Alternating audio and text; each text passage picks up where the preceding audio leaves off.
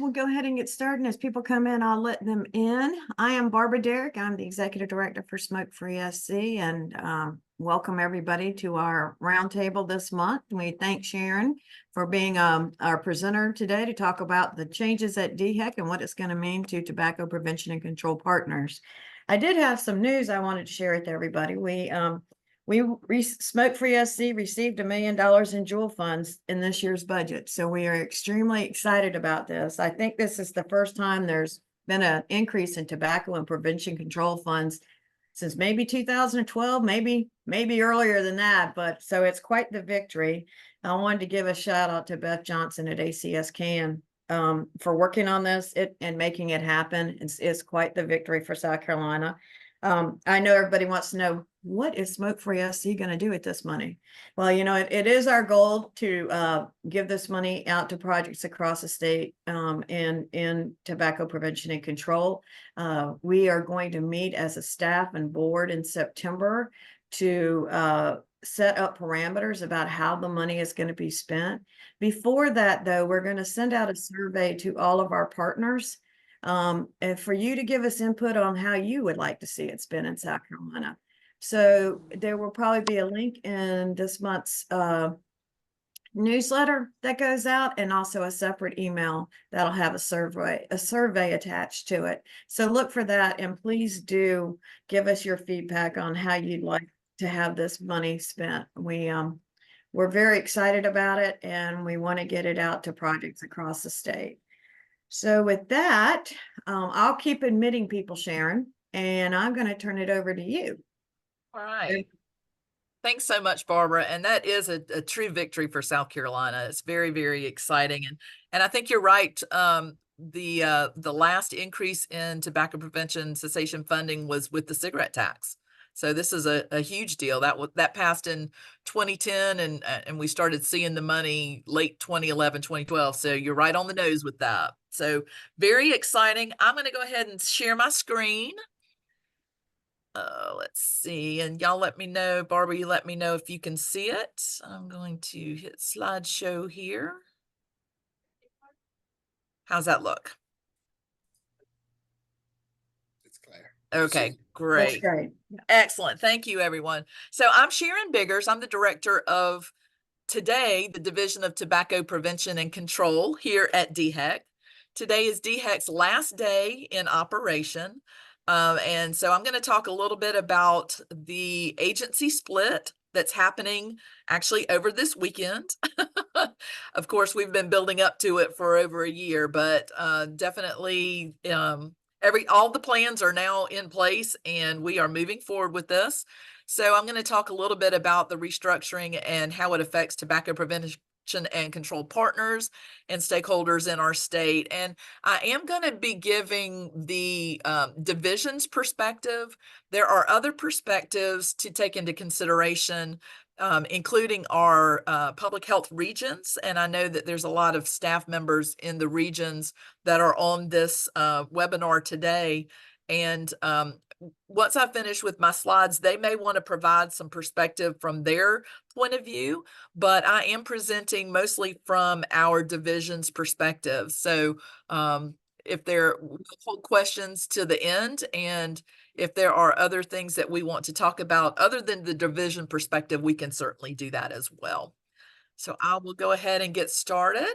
So as of July 1, 2024, which is of course next week, South Carolina DHEC will cease to exist. And it's very emotional for some of us. It's, you know, we've had a lot of years in the Department of Health and Environmental Control. It's been a career for many of us.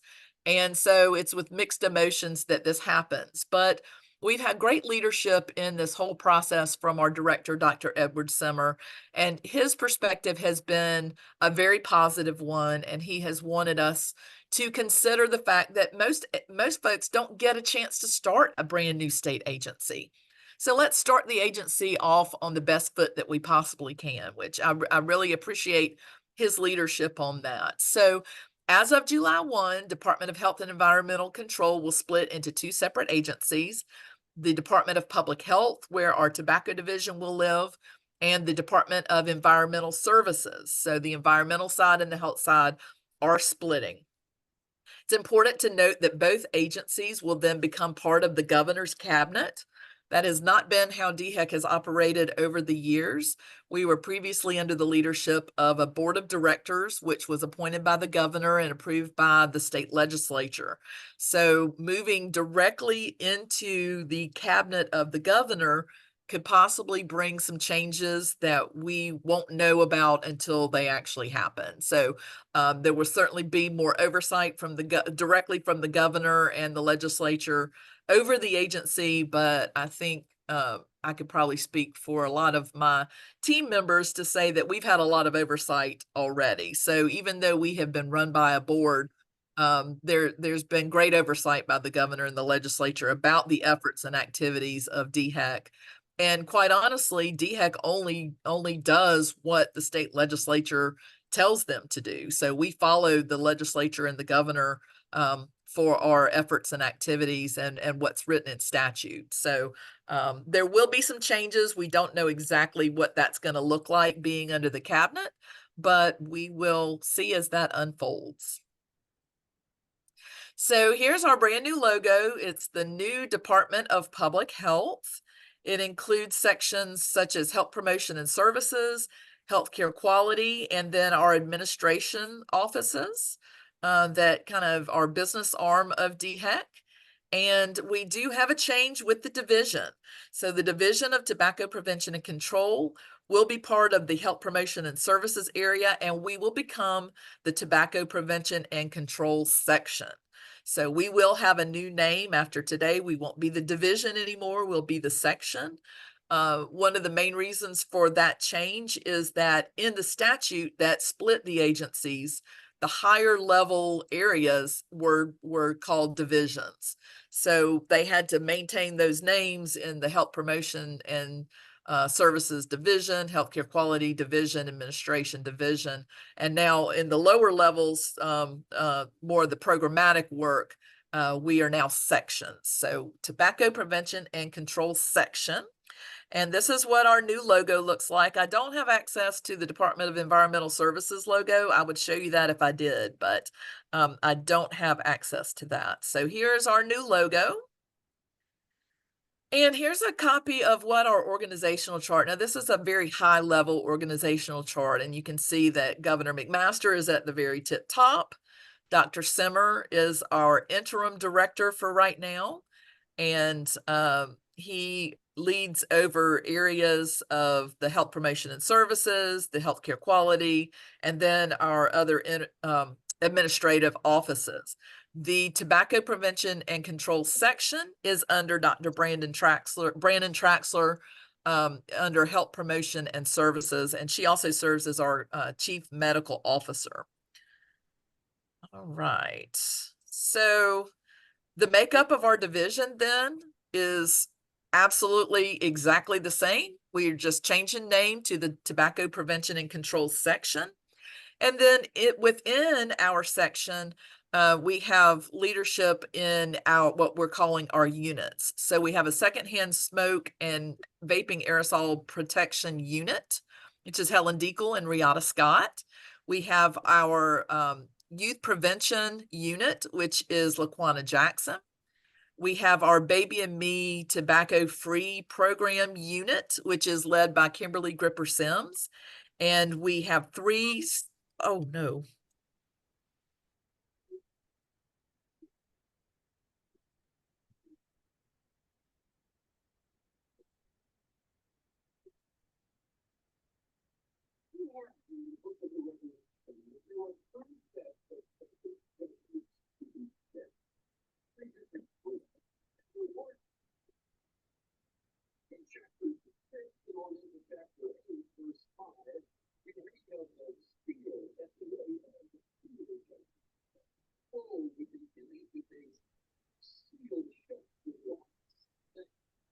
So I'm wondering if we lost Sharon. Yeah, I believe so. This is Rajiv Mawat. I'm also with the now soon to be the section of Tobacco Prevention and Control. I'm the Director of Surveillance and Evaluation. I think we did lose her. I'll just give a brief overview until Sharon can get back on. So essentially, Sorry, tobacco. Rajiv, sorry, I just spoke to her, computer just went off. Okay. Looks like you had a glitch, but she's powering back up. So Okay. just a moment. Yeah, Okay. so essentially we have a number of programs which Sharon was mentioning. She mentioned our policy side with Ms. Helen Deacle, as well as Ms. Riata Scott, who does a lot of the community-based disparities work. We have another program called Baby and Me, Tobacco Free, which is primarily for women who are pregnant and who wish to quit tobacco. We offer some services over prior to delivery, as well as about a year afterwards, to assist with a cessation of tobacco, and some additional support services are offered, such as providing some coupons or gift cards for relating to like diapers and wipes and those kind of things, you know. So essentially and now we have Sharon back again. So Sharon, I was just continuing just the description of the program, so I'm handing it right back to you. Thank you so much, Rajiv. I'm telling you, maybe there are more changes than I realized. Maybe they didn't get that power bill paid. Exactly. Oh my gosh, what a riot. Literally, my computer just completely turned off. I will tell you that I'm getting a brand new computer on Monday. Yay! So- change. No time like the present, right? Maybe I should have gotten it before today. All right, let me see if I can share my screen again. Okay, it's saying host disabled participant screen share. Yeah, hold on. I got to make you a co-host again. All righty. Okay. Sorry about that, everybody. No, and thank you, Rajiv, for jumping in. Sure do appreciate it, Rajiv. Okay, let's see where we were. I think we were here. All we heard you say was, "Oh no," and then you disappeared, and I It's like, what happened to her? Yeah, that's fantastic. You just gotta love it. I was like, what did she put on that org chart that we shouldn't see? Honestly, isn't that the truth? Okay, so I've got this. Does it look the same, or does it look different than it did It's before? not in the slideshow presentation mode. Okay, see, that's what I was trying to avoid. So let's see. I may just have to go with it this way. Is it annoying looking, or is it okay? Can you read it? No, we can read it. We can Okay, read it. we're just gonna go from here so that I don't mess anything else up. Okay. That's really quite funny. Okay. So yeah, so our org chart, and Rajiv went through there. I think the last thing I said was our Baby and Me tobacco free unit. And we have 3 staff members in our health regions that work on that project as well. And then Katie Wynn is over our cessation unit, and she is with Catherine Settigren, who is our assistant quitline manager. And then we have Catherine Warner, who is our outreach and communication strategist. And then Rajiv, who you heard from and jumped in. Thank you so much, Rajiv, who is over our surveillance and evaluation unit, and with Yomi Bello, who also came in to check and make sure that I didn't fall out of my chair while that was happening. Thank you, Yomi, for that. So our team remains the same. We're just a little bit of a different name. So what changes should contractors and other partners expect to see? Really no major ones at this point, unless they don't keep the power going, which will be interesting. Our contract numbers and internal coding will change. So those of you that have contracts with us, you'll see some correspondence from our contracts unit. They'll be changing contract numbers, and some of the internal funding codes that we have will change, but all of our agreements are in place. The ones that are current now while the agency split is happening will be maintained and carried over into the new Department of Public Health. So new name, new codes, but same work. Our cooperative agreement with the Office on Smoking and Health at CDC remains unchanged.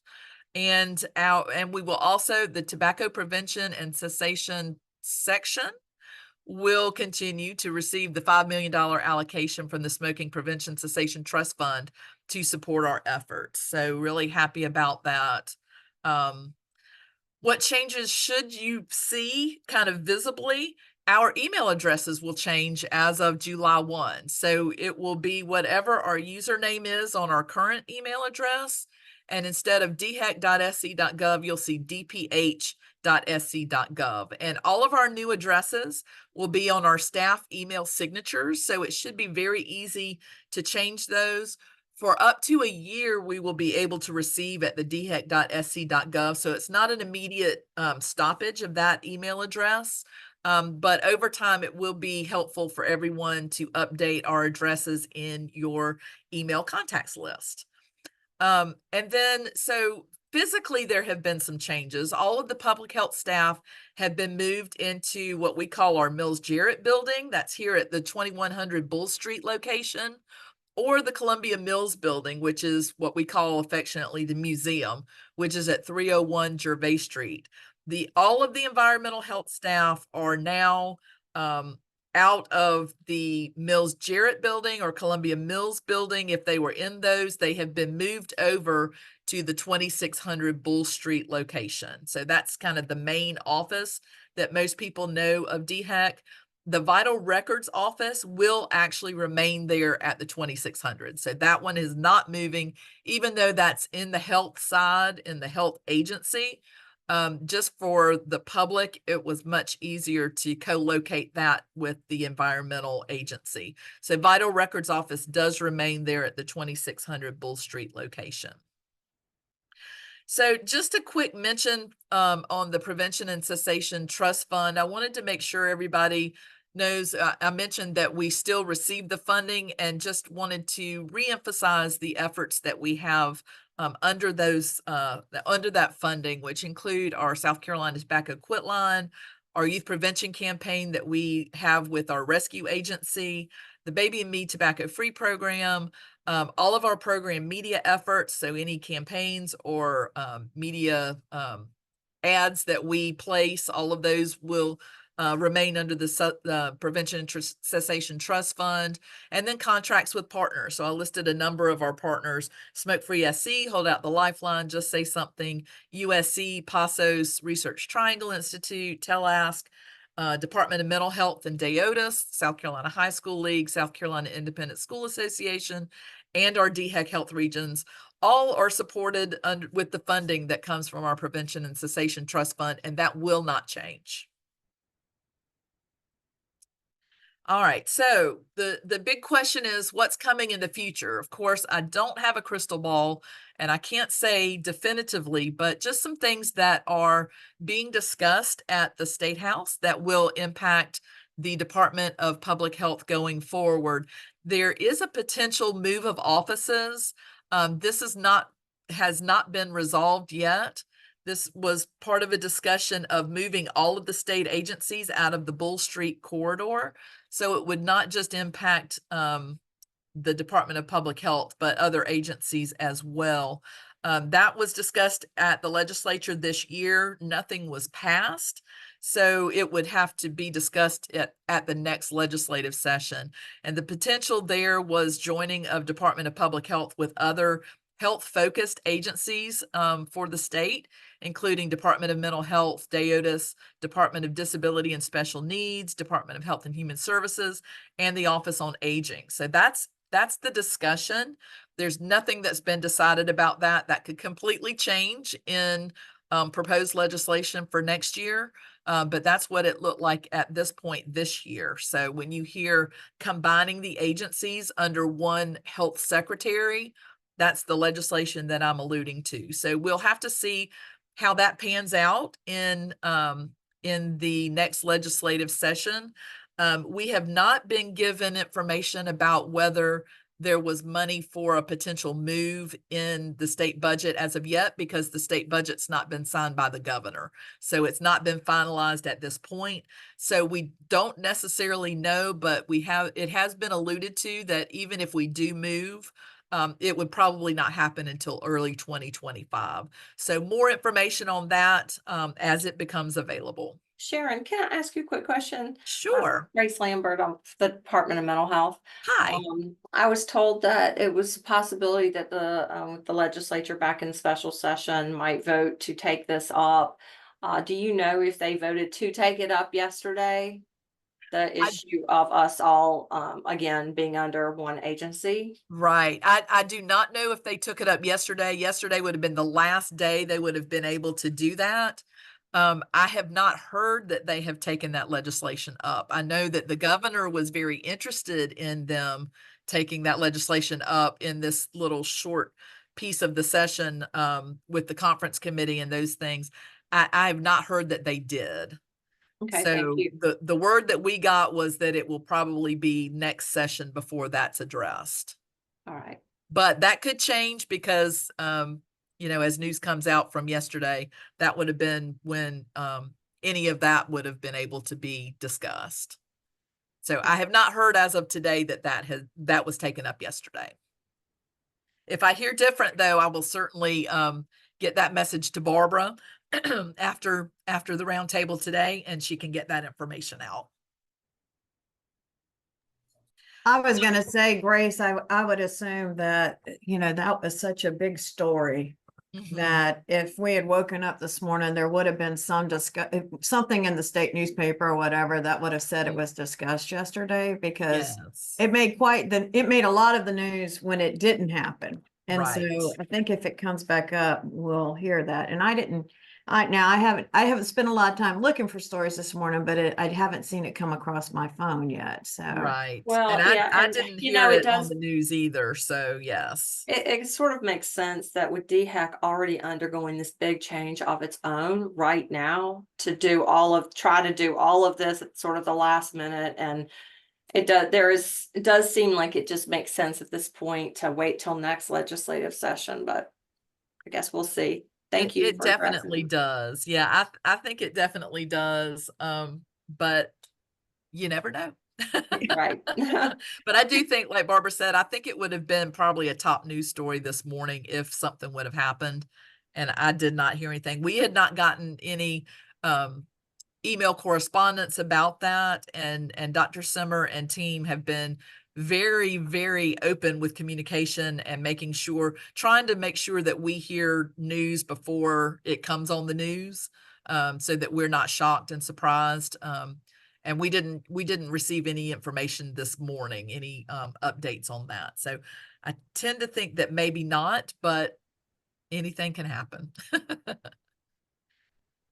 Thank you, Grace. Hopefully if we get the chance, we can be colleagues. So that would be neat. That'd be great. I used to work over at DHEC and Oh, Otis, so. Wonderful. Wonderful. That sounds great. So that's really all I have today. This is my contact information with my new email address.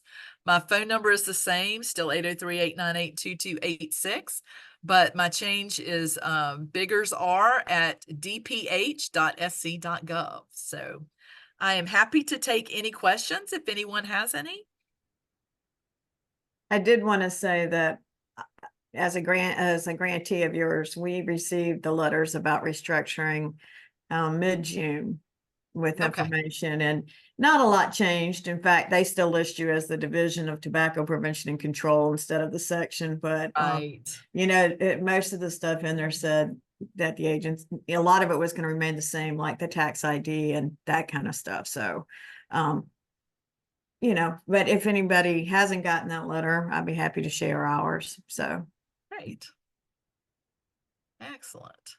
And I apologize for the technical difficulties. You just think never it's the know way on a of the given day world. what's going to happen, do you? no, I'm just glad nothing happened, because the last words you said were "oh no," and so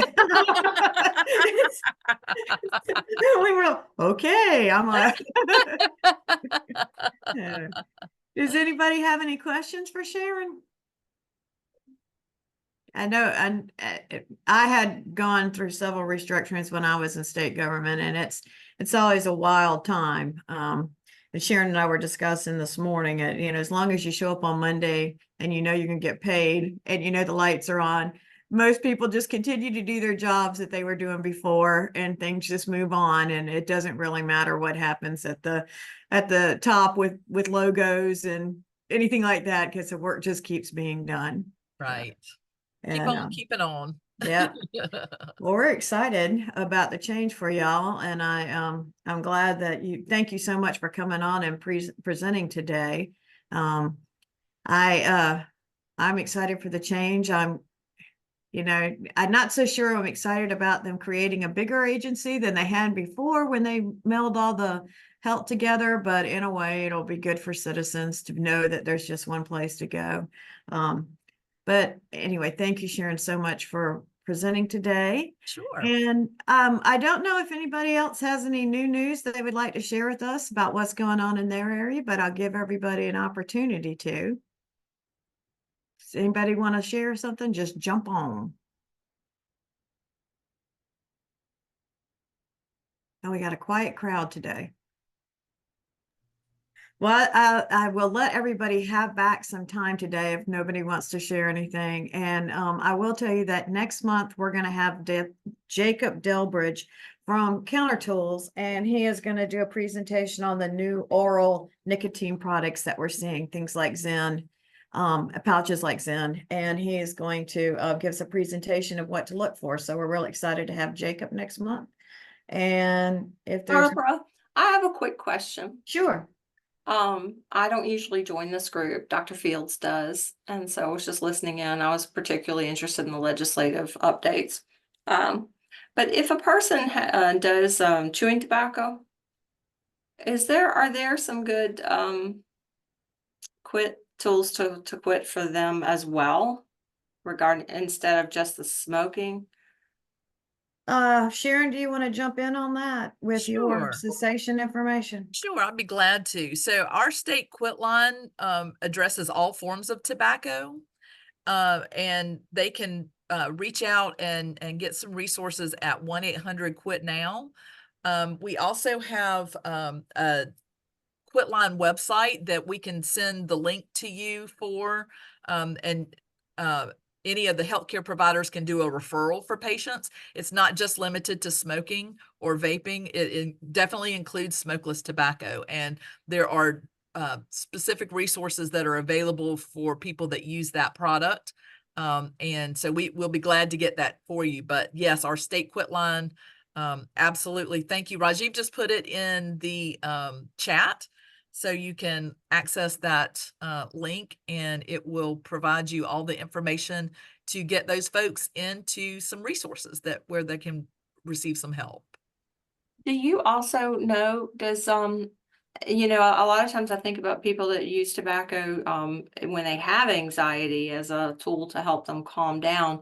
Do you know if any of the products, do they actually cause anxiety? Almost all of them cause anxiety. Exactly. Anything with tobacco does, yeah. That's what I would think, but I'm not a clinician here, obviously. I'm a project manager for the Youth Access to Psychiatry program.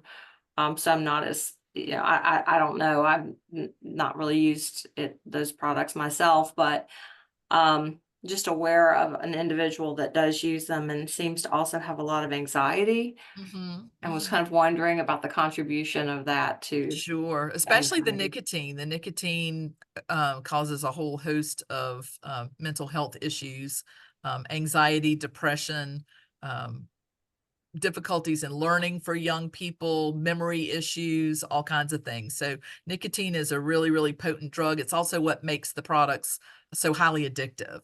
So, But yet, don't you see how so many people look at them as a relaxation tool? yes. So the tool that they're using for relaxation is actually what's causing a lot of their anxiety. So I guess it's kind of the alcohol cart could be before the the same, horse. right? We think of alcohol sometimes as, just have a drink and relax, and yet it can actually cause you to wake up and depression and things like that. So it's the Absolutely. same thing.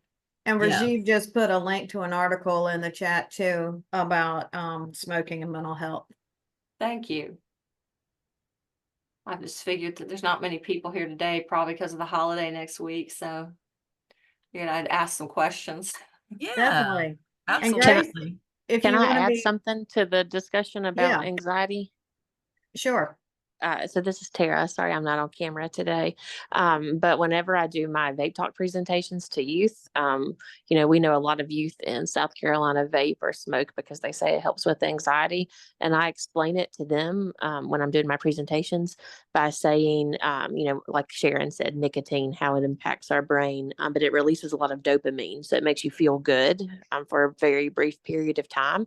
But in reality, the extra anxiety and extra stress they're experiencing is partially to do because their brain is going through withdrawals from that extra dopamine. So when they take a hit or they smoke a cigarette, they feel as if their anxiety is being cured or being helped, but in reality, it's just that extra dopamine being released. So it makes them feel better for a short period of time. But when they don't have that dopamine, they're going through withdrawals and they're feeling extra anxious and extra stressed. So it's just a vicious circle of causing it, but then thinking it makes it feel better too. Thank you. I mean, I've worked with the Department of Alcohol and Drug Abuse. I've worked for DHEC. I work at Department of Mental Health, but there's still lots of things that, you would kind of think this is common sense, but I don't necessarily know it myself. Because I just don't have experience with tobacco or working with this, so it's informative for me. Well, that's great, Grace. And I was going to say, if you want to put your email address in well, I guess we have it from your registration. We'll be happy to add you to our newsletters, and there's a lot of good information in that. And then also it has our contacts. So Tara's a great resource. She's one of our community engagement coordinators that would be happy to help you with that. Thank you. And I'll be glad to set up some time if you'd like to chat about some things. I'll grab your email from Barbara and we can try to set something up. Okay, thank you. Sure. And also, I know you said Dr. Fields usually attends the meetings.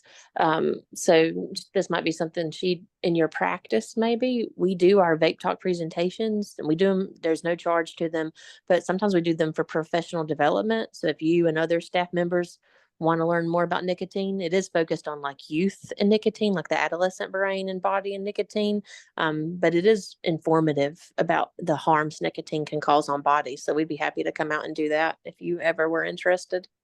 So with the Youth Access to Psychiatry program, we do provider to provider consultations. So we work with pediatric practices, family doctors, so that they can have access to the child and adolescent psychiatrists at DMH.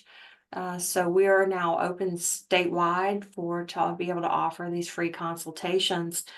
One of the things we also do is to all the providers that sign up or that we have in our stakeholder list, we send out an e-newsletter and we make different trainings that we're aware of. We highlight them in that e-newsletter. So it seems like that would be something good, that if these practices are interested in learning more or having the trainings that you all offer, we could put that in our e-newsletter. Grace, that's That'd be great. great. We're actually getting ready to do a series of webinars for pediatric doctors on the problem itself, and then also the services that are out there and available for youth in South Carolina. We're going to do that in the fall, and there'll be 3. We're going to try and keep them to 30 to 45 minutes. So we would love to get your people involved in that. So we'll reach out to you and get you the information. Great. Let's talk more about that. See how we might be able to partner or promote each other, what each other is doing. That'd be great, Grace. Thank you so much. All right. If nobody else has anything, then we'll go ahead and give you back a few minutes. Everybody have a 4th of July that's happy and safe and cool. Let's hope it gets a little cooler out there. And anyway, have a great 4th. Thank you again, Sharon. And Grace will be in touch. And thank you to the rest of you. Bye. Bye. Thank you.